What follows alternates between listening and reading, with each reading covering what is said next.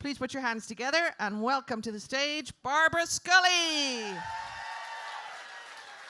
luck. You didn't mention the north side. Oh, I forgot she's from the north side. She really is. Killester. She definitely is not from the north side. Hello, everybody. As Orla said, I am here once again to be the token owl one on the stage. But I have another claim to fame as well, which is that I'm also the tallest woman on the stage tonight.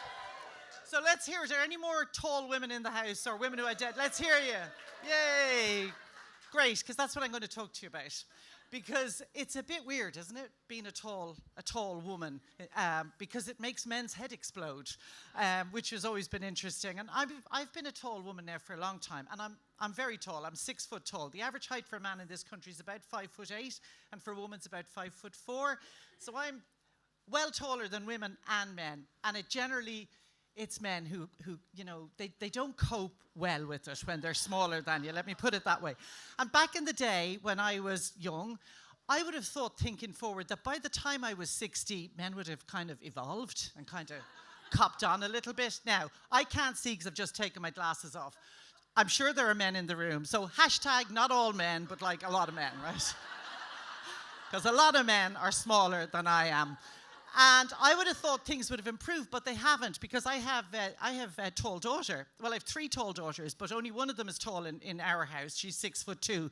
The other 2, I forget they're tall until I see their Instagram, where they're out with their mates, and I go, oh, they're actually quite tall. But in our house, they're short arses.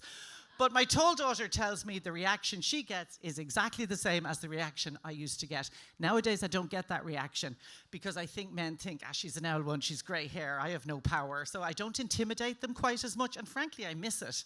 I liked freaking them out. But there basically are 3 reactions you get from hashtag not all men, but a lot of men who are smaller than you when they meet you. And I'm not talking about meeting you in a romantic sense. I'm talking about, could be in work, could be in a social setting, it could be at a party, whatever, and you're introduced to a man who is smaller than you. And this is the most common reaction is, oh God, you're very tall. Like as if you didn't know, you know, like as if he's telling you something new. That's the most common reaction. The second reaction comes from the more freaked out, i.e. smaller man, he's got a kind of edge of anger to his reaction, which is similar to the first lad. So you're introduced to him, before he says anything or you say anything, he goes, whoa, you're huge. And huge definitely is not meant to be a compliment. In his mind, he's taking you down a peg or 2. I'll take her down a peg or 2 now, all 6 foot of her. And in his mind, he has restored the patriarchy a little bit. You know, the thing where the men are on top looking down and the women are on the bottom looking up. And when that's flicked, he doesn't know what to do. So he responds with a big insult, you're huge. But the one I like best is probably the least common one, but it has happened quite a few times, and it's happened to my daughter. And this is when you meet a man who seems much more confident in himself, much more comfortable in his own skin, and he actually manages to say hello to you before he comments on your great height. And he says hello, and then he says, oh, you're quite tall. And I go, yes, I am. And he goes, oh, so what height are you? And I go, well, I'm 6 foot. And he goes, I go way out of that. No, you're not. I'm 6 foot. You must be 6'4". You know what I'm talking about, right? Men and their lengths. They never manage to get it right. Anyway, none of these reactions, even when I was younger, surprised me because I grew up in a male-dominated household. I had no sisters. I still have no sisters, surprisingly. I had my dad, I had 3 brothers, my granddad came to live with us for a while, and my Uncle Ben came to live with us because my Uncle Ben had a learning disability. And of all of these men with whom I shared my formative years, the only one who didn't give me any grief about my height was Uncle Ben. Yep. My brothers, God bless them, well, one brother in particular who doled out the nicknames to everybody, but he put a lot of thought into mine. And my nickname, which I got when I was probably about 10, was H. Now, my name is Barbara. Anybody got any idea as to what H might stand for? Hi? No, that would have been nice. No, it stood for heifer.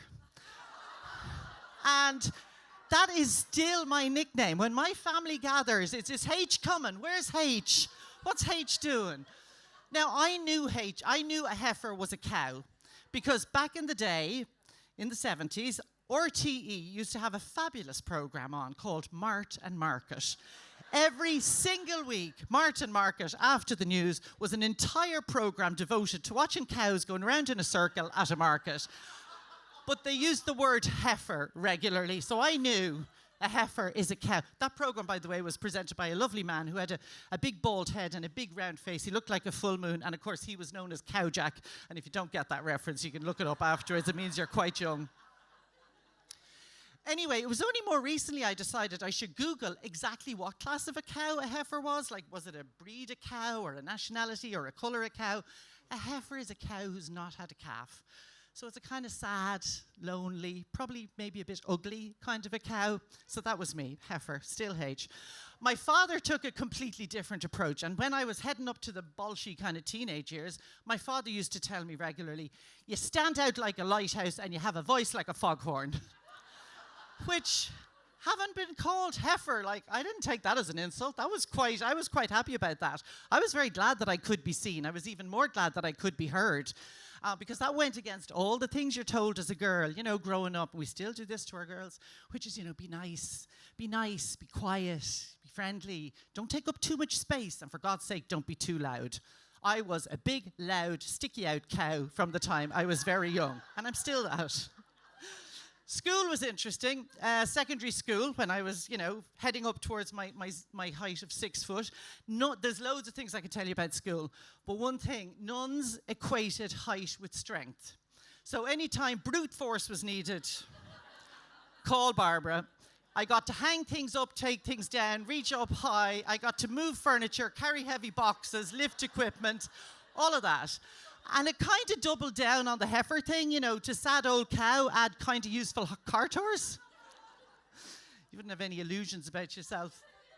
It was also in secondary school that my one and only career ambition died a death due to my great height. Because all I ever wanted to be was an Aer Lingus air hostess. Oh, you all wanted to be Aer Lingus air hostesses. That's all I wanted to be. And somewhere around second year, I think, I discovered that I had grown too tall to be an Aer Lingus air hostess.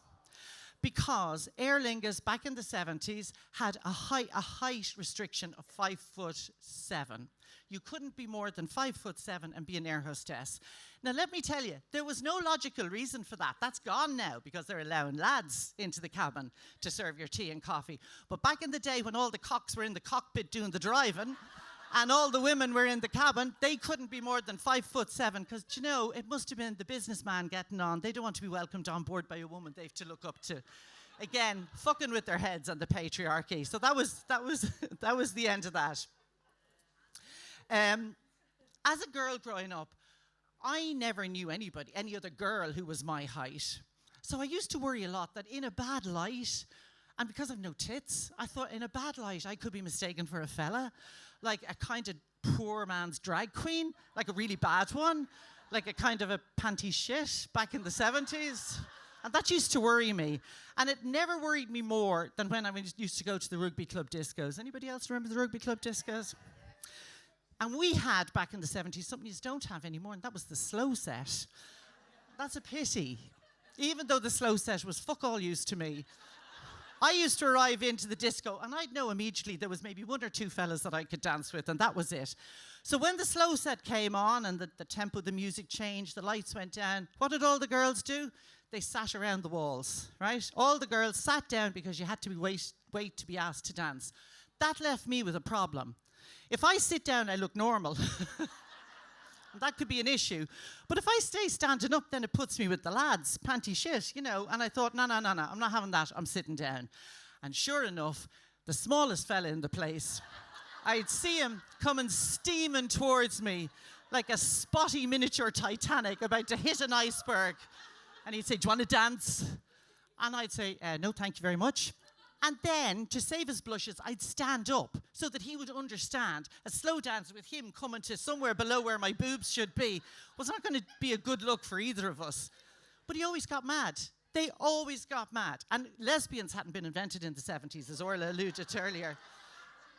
So the response was always the same. Are you frigid?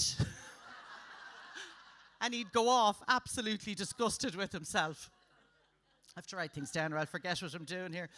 There was a couple of things that you always heard being a tall girl growing up, and I'm sure a lot of you will identify with this. Did you play basketball? You'd be great at basketball. Oh my God, you're so tall you could be a model. I was never built like a model.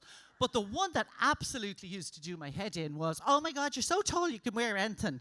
Now, this was back in the 70s. There was no tall ranges. Do you know, you couldn't wear anything because most things didn't fucking fit you. Take, for example, tights. So, when I left school, you all know what I'm talking about. This is great. I did actually get a job in the travel business. I went to work for a company called JWT. Does anybody remember JWT? Can anybody sing the song? Join the JWT set. Anyway, I joined the JWT set. I had a uniform. Now, it was a kind of a little uniform as opposed to the nice Aer Lingus designer kind of uniforms. But it was a uniform, and it required me to wear tights in the winter. So the first winter, I thought, okay, I'll persevere. I bought tights in every fucking size I thought might work. But their idea of like a tall woman was probably around about 5'7" or 5'8". So I developed a special tights walk on my way to work, which consisted of 2 normal paces and then a huge pace, where you tried to get the crotch of your tights, which was heading south at a fierce rate, back up before it went below your skirt. I gave that shit up. I said, fuck that. No, I can't be doing with that. I'd prefer to have purple legs and be freezing to death than doing the stupid fucking John Cleese walk on my way into work. Swimsuits were another thing you had to be very careful of. Now, I know they're stretchy, but they're not that stretchy. So you'd put on your swimsuit and you'd do the thing where you put your arms in, and then you had to stand up very slowly. Because if you stood up too fast, you'd give yourself a fierce injury as everything went up. A few decades later, I'm in my 40s, I've had 3 kids, I've put on weight, I have a jelly belly, and out comes magic knickers. And I thought, here we go, these are for me, magic knickers, fan-fucking-tastic. Now, I never understood the thing about, does my bum look big in this? I couldn't give a shite what my bum looks like. My bum is behind me. I can't see it. I'm not bothered with how it looks. But my jelly belly arrives before me in a room. It announces my arrival. And I wasn't happy with it at all. So I thought, magic knickers, they're for me. I invested heavily in my first pair because this was before Penny started making them. You had to go to a proper lingerie shop and buy them.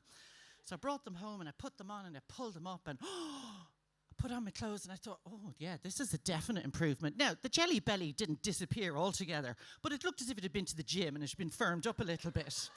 Wasn't quite as offensive. So I thought, this is great. Went out. Half an hour later, I'm walking into the pub to meet friends, and as I'm walking across, I feel my magic knickers going, fuck that, we're done. Not doing this anymore. We're used to stretching horizontally, but now we've got to stretch horizontally and vertically. We weren't designed for that. That is way beyond what we should be expected to do. And so they gave up and they rolled themselves back down. So not only did my jelly belly come back for air, it was now joined by an extra spare tire of redundant magic knickers. I looked fatter than I ever fucking did before I started, having spent about 80 fucking quid. I could tell you then about buying a body which had the straps on, which I thought was the answer to my problems, and that was another fucking disaster. But I'm afraid of Orla, who's going to kill me, so I'm not going to tell you about that. I've written about it in my book, which Orla referred to, which is called Wise Up. You want me to tell them? She wants me to tell you about the body. I didn't rehearse this, you bitch. What? I'd finish then, but I can tell them about right. So I bought a body, right? This was after the tragedy of the magic knickers, but I did remember that moment when I put them on and thought. So then they brought out a body with the straps, and I thought, well, that can't fall down, so that's got to work. Again, invested heavily, bought it, put it on, straps on. This time I'm going to a posh do with my husband, long dress involved, right?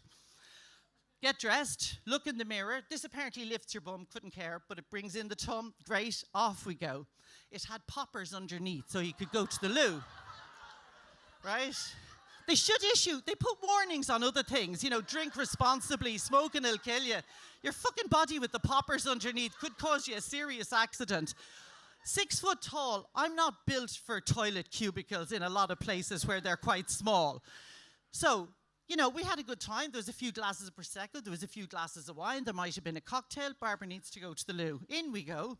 Now, ladies, you know what it's like when you go into the loo anyway. And you have well, no matter what you've on you, but particularly with the long dress, you don't want it going on the floor, you know. So you have to pull up all the dress.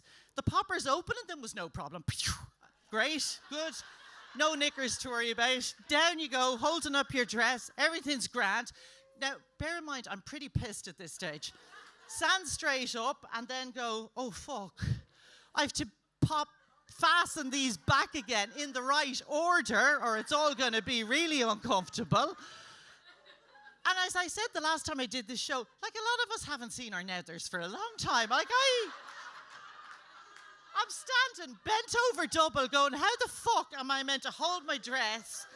I need 2 hands. I can't see what I'm doing. I'm starting to feel sick.